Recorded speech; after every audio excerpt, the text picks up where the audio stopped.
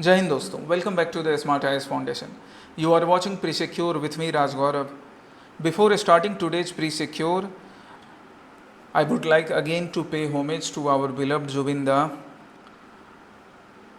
इनका चले जाना ना सिर्फ संगीत जगत के लोगों के लिए, ना सिर्फ आसाम के लोगों के लिए, बल्कि हर एक उस इंसान के लिए जिसका भरोसा मानवता पर है. फिर चाहे वो किसी और जगत का हो, किसी और राज्य का हो, किसी और देश का हो, दुनिया में किसी भी कोने का हो, हर उस इंसान के लिए जिसका भरोसा मानवता पर है, उसके लिए एक अपूरणीय क्षति है, एक ऐसा वॉइड है जिसको फिर कभी फिल नहीं किया जा सकेगा. इसलिए आज ये पंक्तियाँ मैंने इनके चरणों में समर्पित की है कि ये जो आसमान में टिमटिमाते तारे हैं, ये भी इस बात की गवाही है कि माँ धरती का एक लाल, माँ सरस्वती का एक बेटा, जिनके आशीर्वाद से इनके आवाज़ में वो ताकत थी कि इन्होंने ना सिर्फ दिलों को छुआ, बल्कि कभी वो फ्लड विक्टिम्स की बात हो, कभी कोरोना से पीड़ित लोगों की बात हो, या कभी सरकारी सिस्टम में करप्शन के वजह से नौजवानों के अनएम्प्लॉयमेंसी की बात हो, उस हर चीज़ को इन्होंने ताकत दी. ये माँ सरस्वती के आशीर्वाद से ही संभव हो पाया. तो आज ये आसमान में टिमटिमाते तारे इस बात की गवाही दे रहे हैं कि माँ सरस्वती का ये बेटा आज स्वर्ग की उड़ान भर रहा है. और ऊपर वाले से यही हाथ जोड़कर प्रार्थना है कि वो दिवंगत आत्मा को शांति दें. और जैसा हमेशा जुबिन दा ने चाहा, हमेशा उन्होंने ये प्रयत्न किया कि चाहे जो भी हालात हों, कोविड की बात हो, फ्लड की बात हो, इन्होंने हमेशा लोगों के चेहरे पर मुस्कान लाने की कोशिश की. हमेशा लोगों को बताया दैट आपका जो तयशुदा कर्म है, जो तयशुदा कर्म है, बिना अपने रिलीजन, बिना अपने कास्ट, है ना, इन्होंने कहा था ना कि ये सबसे पहले मनुष्य हैं, कोई कास्ट, कोई रिलीजन नहीं. तो हमेशा अपने कर्म करने की बात इन्होंने कही. हमें उनसे यही प्रेरणा लेनी चाहिए और अपने कर्म में अग्रसर रहना चाहिए. So let's start today's agenda. आज का एजेंडा हम शुरू करते हैं प्री-सिक्योर का. The first topic which we will discuss today is related to Banu Mushtaq ma'am and Dussehra celebrations in Mysuru. एक कोइंसिडेंस आज ये है कि आज से शारदीय नवरात्र भी शुरू हो रहा है. तो माँ जगत जननी माँ दुर्गा से ये प्रार्थना है कि वो जुबिन दा की को अपने हृदय में स्थान दे, उनके घर वालों को ताकत दे इस दुख की घड़ी में. और आज हम अपना पहला टॉपिक भी इसी दशहरा सेलिब्रेशन, दशहरा वर्ड ये मैसूरू में यूज किया जाता है, कर्नाटक में, आप इसको दशहरा बुला सकते हो. ये हम मैसूरू के, कर्नाटक के सेलिब्रेशन की बात करेंगे. और वहाँ पे बानू मुश्ताक मैम ये न्यूज़ में मई के टाइम में भी ये न्यूज़ में थी, एक बड़े अच्छे अचीवमेंट की वजह से. तो हम आज इन दोनों चीज़ों को कनेक्ट करके देखेंगे कि अगेन न्यूज़ में इनका क्या रेलेवेंस था. Then we will discuss art forms in Kerala. Kerala के कुछ आर्ट फॉर्म्स हैं जो कि हमें डिस्कस करने हैं. Next thing would be national makhana board and national turmeric board. National makhana board and national turmeric board, इनका एक एजेंडा तो हमें क्लियर है कि ये मखाना और टर्मरिक के इंडिया में प्रोडक्शन और साथ ही साथ प्रोडक्शन एंड एक्सपोर्ट, इसको और बढ़ावा देने के लिए, इसको और सपोर्ट देने के लिए बनाए गए हैं. सो ये किस तरह से परफॉर्म करते हैं, क्या इनका लोकेशन है, क्या फॉर्मेशन है, क्या मखाना का, टर्मरिक का इंडिया में अलग अलग स्टेट में स्टेटस है, वो सारी चीज़ें हम डिस्कस करेंगे civil services point of view से, प्रीलिम्स और मेंस दोनों पर्सपेक्टिव में. Then Chabahar port. All of you should know where is Chabahar port. Answer कहाँ पर है बताओ. मैं 1 सेकेंड का पॉज ले रहा हूँ. Yes, Iran. तो चाबहार पोर्ट ये कई बार न्यूज में रहा है. अगेन अभी यूनाइटेड स्टेट्स ऑफ अमेरिका के प्रेसिडेंट मिस्टर डोनाल्ड ट्रंप ने कुछ डिसीजन लिया जिसके वजह से अगेन चाबहार पोर्ट न्यूज में आया. हम देखेंगे क्या वो डिसीजन है और फिर चाबहार पोर्ट से रिलेटेड क्या चीज़ें हमें मालूम होनी चाहिए. और फिर प्रैक्टिस क्वेश्चन डिस्कस करेंगे लास्ट फ्राइडे का, लास्ट वीक का, और आज के लिए एक नया प्रैक्टिस क्वेश्चन.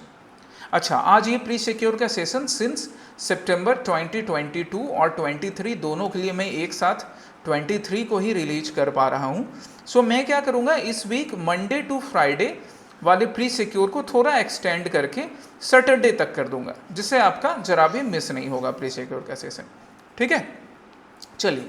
सो हम पहले क्वेश्चन पर आते हैं. पहला क्वेश्चन बानू मुश्ताक मैम से रिलेटेड है. रेलेवेंस क्या है, क्यों ये न्यूज में था, आप यहाँ द हिंदू की एक क्लिपिंग देख सकते हो that Supreme Court, the honourable Supreme Court of India, it cites preamble, भारत के संविधान के प्रियम्बल की बात कर रहा है, which reject plea against Banu Mushtaq opening Dussehra celebration in Mysuru. Banu Mushtaq ma'am, जिनकी अगर हम बात करें, ये भी एक आर्टिस्ट है। इन्होंने अपने आर्ट लिटरेचर की फील्ड में अपने कंट्रीब्यूशन से मानवता को एक नई मिसाल दी है। इनका आर्ट लिटरेचर के फील्ड से रिलेटेड है।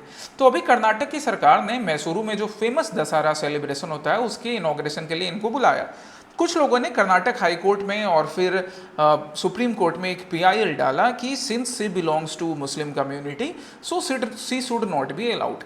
पर सुप्रीम कोर्ट ने और कर्नाटक हाई कोर्ट ने साफ कर दिया कि भारत का संविधान एक सेक्युलर संविधान है। भारत के संविधान में अलग अलग जगह पर भी प्रोविजन है, प्रियम्बल में भी ये प्रोविजन है that we are living in a secular nation. और एक आर्टिस्ट जिन्होंने आर्ट को एक नई पहचान दी है, जिन्होंने लिटरेचर को एक नई पहचान दी है, वो किसी भी पंथ से हो, किसी भी कास्ट से हो, उसकी पहचान उसके कर्म से होती है। ठीक है, तो आज हम दशहरा सेलिब्रेशन को भी डिस्कस करेंगे, बानू मुश्ताक मैम के वर्क को भी डिस्कस करेंगे, राइट। और इस चीज को याद रखेंगे, ऐसे एग्जाम्पल आप अपने मेंस के आंसर में दे सकते हो। ठीक है, चलिए पहला स्टेटमेंट क्या, सी इज द फर्स्ट ऑथर, है ना, ऐसे ऐसी चीजें के बारे में हमें श्योर नॉलेज होना चाहिए। She is the first author writing in Kannada language to win the international Booker Prize for her short stories Heart Lamp. Yes, it is correct. ये वो पहली ऑथर हैं जिन्होंने कन्नड़ लैंग्वेज में लिखा और इनको अपने शॉर्ट स्टोरीज कलेक्शन के लिए, जो कि क्या नाम है इनके शॉर्ट स्टोरीज कलेक्शन का, Heart Lamp, International Booker Prize से सम्मानित किया गया। जी हाँ, इंटरनेशनल बुकर प्राइज से सम्मानित किया गया इनको मई 2025 में। मई 2025 में उस रोज मैं कानपुर में था और मुझे तब ये न्यूज़ मिली थी कि आज बानू मुश्ताक मैम को सम्मानित किया गया इंटरनेशनल बुकर प्राइज से। वो दिन याद है मुझे आज भी, क्योंकि मेरे लिए भी वो बड़ा खास दिन था। Second statement, it was the first short story collection to win the prestigious prize. इनके किस कलेक्शन के लिए इनको इंटरनेशनल बुकर प्राइज मिला, हर्ट लैम्प के लिए, और वो किस चीज का कलेक्शन है, शॉर्ट स्टोरीज हैं। और ऐसा पहली बार हुआ, बिल्कुल करेक्ट, कि पहली बार शॉर्ट स्टोरी कलेक्शन को इंटरनेशनल बुकर प्राइज से सम्मानित किया गया। Again the second statement is correct. Third क्या, along with her, Dipa Bhasti became the first translator from India to win the International Booker Prize for translating Heart Lamp into English from Kannada. Banu Mushtaq ma'am, इन्होंने कन्नड़ में hurt lamp लिखी है, उसको English में translate करने का काम इनके ही एक सहयोगी दीपा भास्ती मैम ने किया। And so C became the first Indian translator. इससे पहले बाकी ट्रांसलेटर को वर्ल्ड लेवल पे मिल चुका है, but the first Indian translator जिन्होंने ट्रांसलेट किया किसी लिटरेचर को और इंटरनेशनल बुकर प्राइज भी से सम्मानित होती हैं। तीनों स्टेटमेंट करेक्ट है, ये चीज़ यहाँ पर ध्यान रखिएगा। ठीक है, अब आइए बाकी डिटेल्स इनकी हम बात कर लें। तो बानू मुश्ताक मैम की बात करें, राइटर तो हैं ही, राइटर के साथ साथ she is also a lawyer and activist जो स्पेशली विमेन रिलेटेड लॉज के लिए, विमेन रिलेटेड राइट्स के लिए लड़ने का काम करती हैं, उनको एडवोकेसी का काम करती हैं। इन हर्ट लैम्प जो कि शॉर्ट स्टोरीज का कलेक्शन है, उसके लिए इंटरनेशनल बुकर प्राइज से सम्मानित किया गया है। हर्ट लैम्प है क्या, तो हर्ट लैम्प की बात करें तो ये फर्स्ट शॉर्ट स्टोरी कलेक्शन जिसको इंटरनेशनल बुकर प्राइज से सम्मानित किया जा रहा है, और किस पर बेस्ड है, जो भी विमेन सेंट्रिक स्टोरीज होती हैं, specially the Muslim community in southern part of India. Muslim community southern part of India में क्या इशूज फेस कर रही हैं, उनके क्या राइट्स हैं जो उनको नहीं मिल पा रहे हैं, जो राइट्स उन्हें मिलने चाहिए, जो अधिकार उनको मिलने चाहिए, इससे रिलेटेड कहानियों का कलेक्शन है Heart Lamp. Deepa Bhasthi ma'am की बात करें तो दीपा भास्ती मैम क्या है, Deepa Bhasthi ma'am, she has translated Heart Lamp which was originally written in Kannada language to English. Deepa Bhasthi ma'am ने इसको इंग्लिश में ट्रांसलेट किया and she became the first translator from India. World level पे नहीं, इंडिया लेवल पर फर्स्ट ट्रांसलेटर बनती हैं जिन्हें इंटरनेशनल बुकर प्राइज से सम्मानित किया गया है। याद रखिएगा डिफरेंसेस, छोटी छोटी मगर इंपॉर्टेंट बातें। अब हम दशहरा सेलिब्रेशन पर आते हैं। दशहरा सेलिब्रेशन मैसूरू का बड़ा ग्रैंड सेलिब्रेशन है। दशहरे का या महानवमी नवरात्रि का ये जो महीना, ये जो समय स्टार्ट हुआ है, ये जो नवरात्रि साधना का ये जो पर्व स्टार्ट हुआ है, इसे इंडिया के अलग अलग रीजन में अलग अलग तरीके से ग्रैंड लेवल पर, बड़े लेवल पर सेलिब्रेट किया जाता है। कुछ वैसा ही सेलिब्रेशन है दशहरा सेलिब्रेशन ऑफ मैसूरू कर्नाटका, जिसकी शुरुआत अगर हम डॉक्यूमेंटेड ऑफिशियल सेलिब्रेशन की बात करें तो 14th-15th सेंचुरी में विजयनगर एम्पायर के रूलर्स ने किया था। उसके पहले भी किया जाता था, ऐसा नहीं है कि 14th सेंचुरी से पहले विजयनगर साउथ इंडिया में नहीं किया जाता था, बट ऑफिशियली किसी राजा ने सेलिब्रेट करना इसको 14th-15th सेंचुरी में किया। By the way Vijayanagara empire के बारे में तुम मुझे जरा बताओ कि ये जो विजयनगर एम्पायर है, इस विजयनगर एम्पायर के फाउंडर कौन है? Who had founded the Vijayanagara empire? आप मुझे एक बार बताइएगा, साथ ही साथ आप मुझे इसका कैपिटल बताइएगा, एंड ये कौन से रिवर के बैंक पर है वो भी, क्योंकि क्लासेस में तुम्हें पढ़ाया है। और अगर अभी तुमने ये टॉपिक नहीं पढ़ा है तो थोड़ा अपने तरफ से मेहनत कीजिए, होमवर्क कीजिए और आंसर बताइए। इस दशहरा सेलिब्रेशन के बारे में, जो कि एक ग्रैंड सेलिब्रेशन था विजयनगर एम्पायर के रूलर्स के टाइम में, इसको एक Italian traveller Niccolo de Conti ने भी मेंशन किया था। अब यहाँ से एक और चीज़ सीखने के लिए हो गई कि निकोलो डी कोंटी क्या था। Niccolo de Conti was an Italian traveller जो इंडिया आता है, विजयनगर एम्पायर के रूलर्स के किंगडम को विजिट करता है और बड़े अच्छे से बखान करता है, गुणगान करता है महानवमी या फिर दशहरा फेस्टिवल का। इससे रिलेटेड एक और प्लेस है जिसके बारे में यूपीएससी ने कई बार क्वेश्चन पूछा है और बाकी स्टेट पीसीएस ने भी, एपीएससी ने भी और अलग अलग स्टेट पीसीएस ने भी। महानवमी डिब्बा, यहाँ डिब्बा का मतलब होता है एक इनरेज, जो एक आप कह लो हाई प्लेटफॉर्म, एक हाइट पे बना हुआ एक रॉयल प्लेटफॉर्म जिसे राजा कृष्णदेव राय ने बनवाया था विजयनगर एम्पायर के। इस प्लेटफॉर्म पर बैठकर वो लोग अच्छे से दशहरा फेस्टिवल को देख सकते थे। जो भी प्रोसेशन निकलता था, डांसेस होती थी, रेसलिंग, पैरेड्स, जो कुछ भी होता था वो उसे एक इनरेस्ड प्लेटफॉर्म पे, एक ऊंचे प्लेटफॉर्म पर बैठ के देखते थे। इसी प्लेटफॉर्म का नाम क्या है? महानवमी दिब्बा। ठीक है, राइट। चलिए, अच्छा, इस महानवमी दिब्बा को इस तरह से भी याद रखिएगा, सिर्फ उस प्लेटफॉर्म पे बैठने का पर्पस नहीं था, उस प्लेटफॉर्म पे परफॉर्म भी किया जाता था। मतलब एक बड़ा सा हिस्सा, अब तो वैसे वो डिवास्टेटेड स्टेज में है, टूट चुका है। टूट इसलिए चुका क्योंकि बाद में विजयनगर एम्पायर और बाकी जो साउथ इंडिया के डेक्कन के किंगडम थे उनके बीच बैटल ऑफ तालीकोटा होता है। तो ये जो महानवमी डिब्बा था ना, इसका एक पार्ट होता था जहाँ पर राजा बैठते थे और दूसरा पार्ट होता था जहाँ पर परफॉर्म भी किया जाता था। कुछ परफॉर्मेंस इस प्लेटफॉर्म के नीचे भी किया जा रहा है, जो प्रोसेशन पास हो रहा है उसको देखने का काम भी करते थे। Okay, now come to the art forms popular in Kerala. अब ये जो क्वेश्चन मैंने यहाँ बनाया है, जैसे आप देख सकते हो, कलम एजिटू, डायरेक्टली ये न्यूज में मेंशन नहीं था। न्यूज में मेंशन क्या किया द हिंदू ने, दैट फ्रॉम अलापुझा, अलापुझा ये केरला में एक जगह है, to Saudi Arabia, Kerala home maker wins Guinness title in paper flower art. ये वो लेडी हैं, ठीक है, जिन्होंने पेपर फ्लावर आर्ट बनाने में Guinness book of world record में अपना नाम दर्ज करवाया। अब ये तो इन्होंने इंडिविजुअल लेवल पे ये काम किया, लेकिन जब द हिंदू केरला के आर्ट की बात कर रहा है तो वो बाकी भी आर्ट का मेंशन कर देता है अपने रिपोर्टिंग में। हमें उसके बारे में मालूम होना चाहिए। सो पहला हम क्वेश्चन किसके बारे में मैं तुमसे पूछ रहा हूँ, मैं बाकी भी आर्ट फॉर्म्स के बारे में यहाँ डिस्कस करूँगा, कलम एजिटू के अलावा थेयम के बारे में या बाकी के बारे में जो न्यूज में मेंशन रहते हैं। पहले क्वेश्चन की बात करें तो क्वेश्चन किसके बारे में पूछ रहा है? कलम एजिटू के बारे में। That Kalam Ezhuthu is a traditional floor painting art in Kerala where deities are depicted on the floor using natural coloured powders. इसको पहले आप ये पिक्चर देखिए, ये वाली पिक्चर, यहाँ ये जो राइट स्क्रीन पे पिक्चर है इसका नाम कलम एजिटू है। ये पिक्चर एक बार देखिए, यहाँ पे आपको दो चीज़ समझना है कि ये जो आर्ट फॉर्म किया जा रहा है कलम एजिटू, ये फ्लोर पे किया जाता है, फर्श पे किया जाता है, सेक्रेड ओकेजन्स पे, जहाँ पे नेचुरल कलर्स का यूज करके अलग अलग तरीके के कलर यूज किए जाते हैं। बेसिकली 5 कलर यूज किए जाते हैं और डिफरेंट डेटीज को रिप्रेजेंट किया जाता है। ये हो गया कलम एजिटू। सो पहला स्टेटमेंट तो करेक्ट हो गया, बिल्कुल। सेकेंड स्टेटमेंट क्या बोल रहा है? कलम एजिटू की डिटेल्स के बारे में। पहला करेक्ट है, the kalam is created with a designated space in temples and sometimes performed at homes and for joint families as well.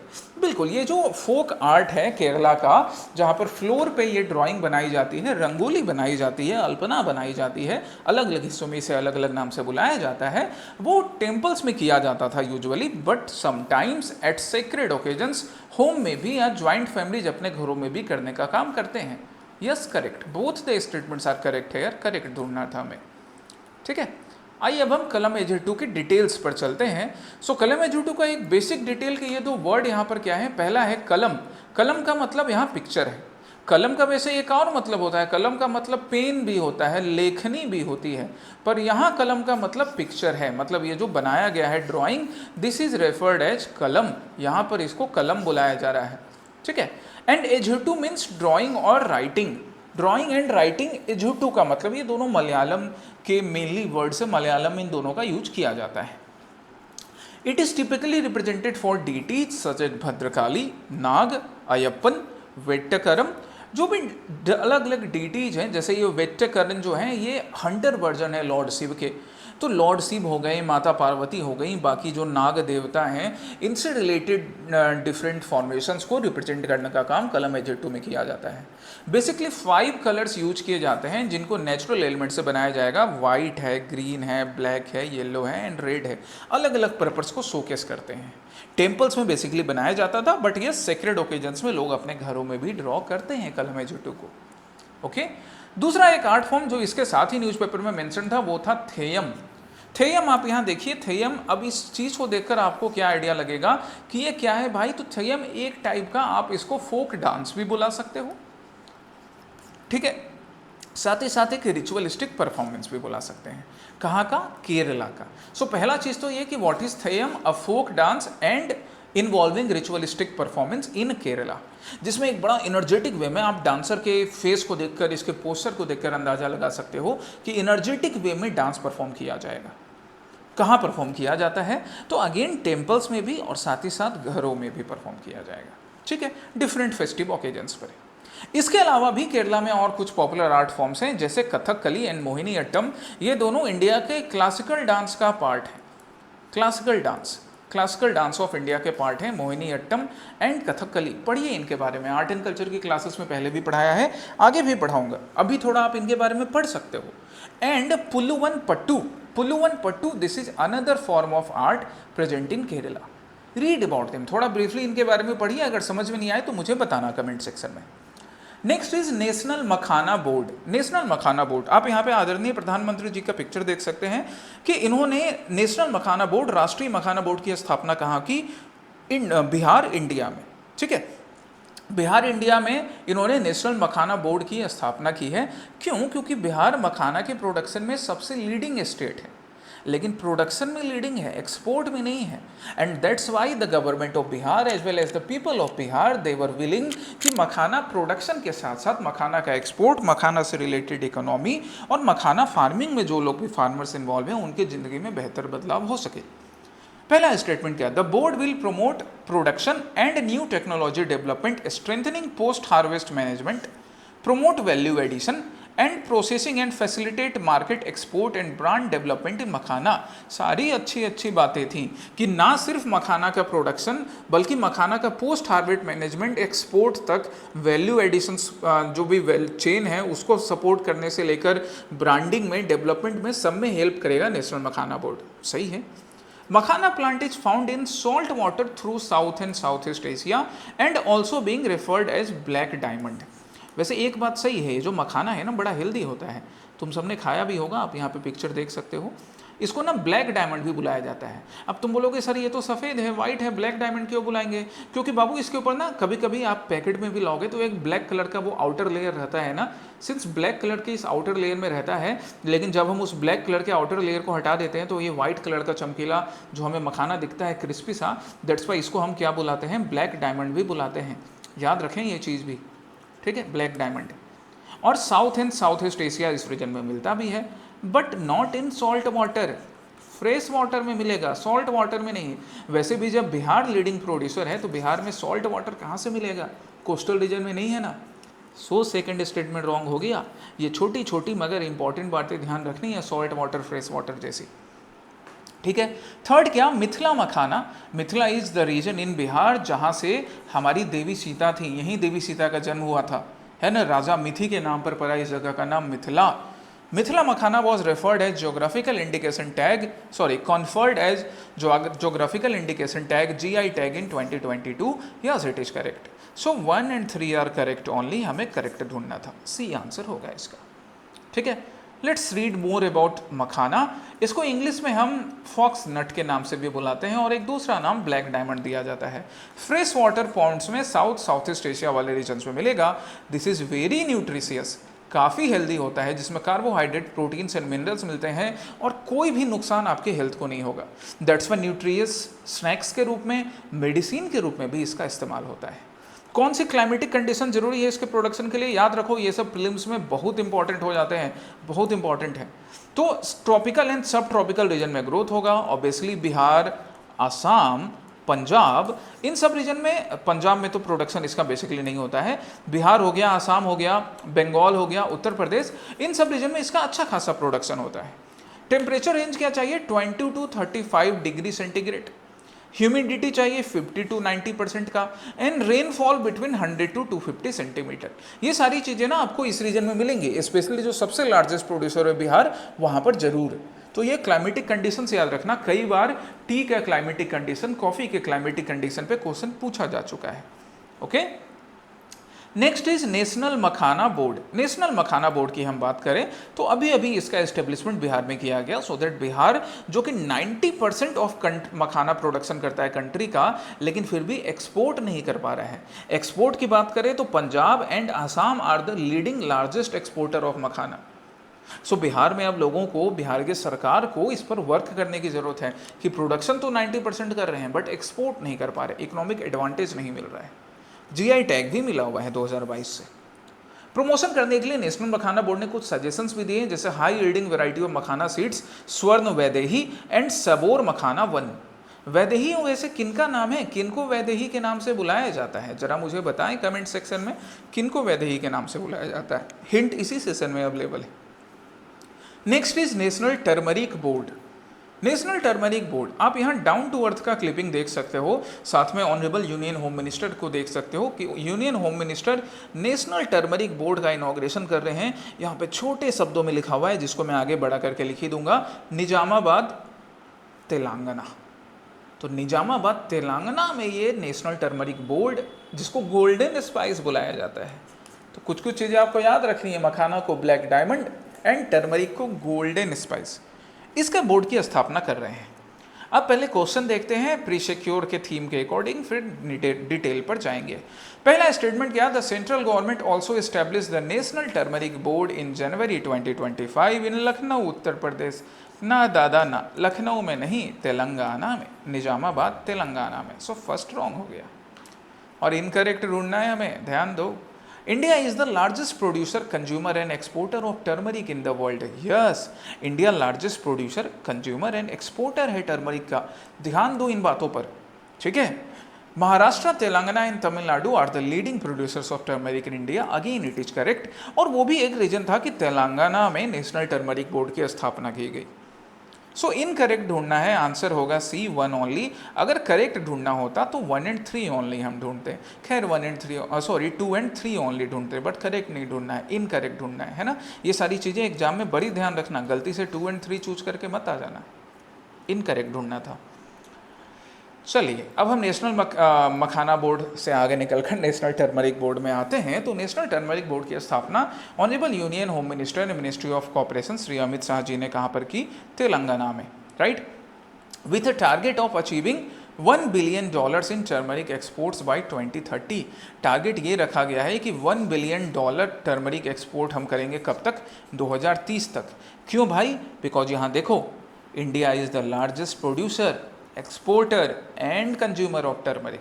तो हमारा टारगेट है $1 बिलियन का एक्सपोर्ट करना टर्मरिक में 2030 तक। And that's why turmeric related जो भी सपोर्ट चाहिए होगा, all the supports related to value chain addition, related to R&D, related to branding, उन सब में हेल्प करेगा नेशनल टर्मरिक बोर्ड, ठीक है। ओवरऑल इंडिया में बात करें तो India has more than 62% share in world trade related to turmeric. Largest तो है ही, 62% लगभग शेयर होल्ड करता है। इवन कई बार तो ये आंकड़ा 70% भी गया है, but on an average 62% of the share of world trade in turmeric is held by India. इसको और बढ़ाने का टारगेट है हमारा, हम और बढ़ाएंगे, okay. Come to the next topic. Next topic is related to Chabahar Port, because here you can see that the Trump administration is taken decision of withdrawing sanctions waiver to Chabahar Port. मतलब Chabahar port पे जो sanction waiver था, मतलब sanction कम किया गया था, उसको हटाया जा रहा है।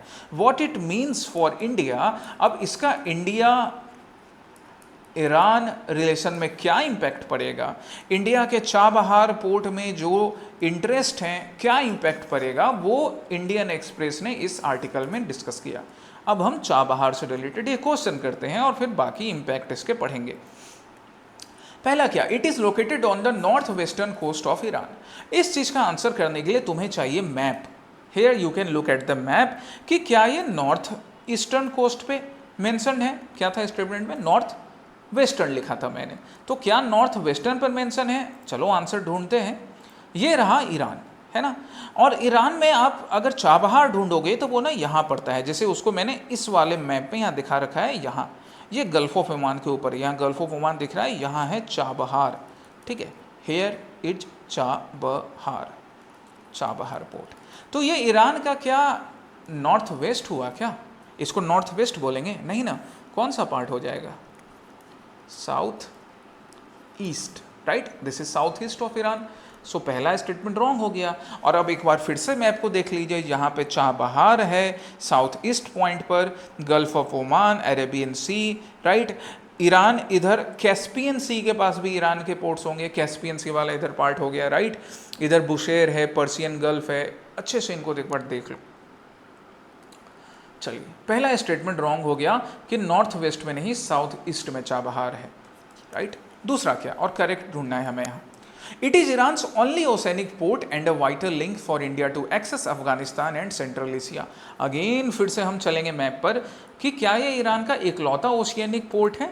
हाँ, ईरान का इकलौता ओशियनिक पोर्ट है, ओशन वाले रीजन से कनेक्ट करने के लिए इकलौता पोर्ट। साथ ही साथ इंडिया के लिए, मतलब इधर पाकिस्तान और उधर प्यारा हमारा भारत, इंडिया के लिए पाकिस्तान को बाईपास करके यहाँ अफगानिस्तान के रास्ते ट्रेड करते हुए उज्बेकिस्तान, तजाकिस्तान इस रीजन में जाने के लिए एक बढ़िया ऑप्शन भी है चाबहार। दैट्स वाई हमारे लिए बड़ा इंपॉर्टेंट पार्ट है चाबहार पोर्ट, ठीक है। थर्ड स्टेटमेंट, सेकंड तो करेक्ट हो गया। Third, the port is also a part of international north south transport corridor, जिसको हम INSTC बोलते हैं, connecting Mumbai, India, Bharat with Russia via Iran and Azerbaijan.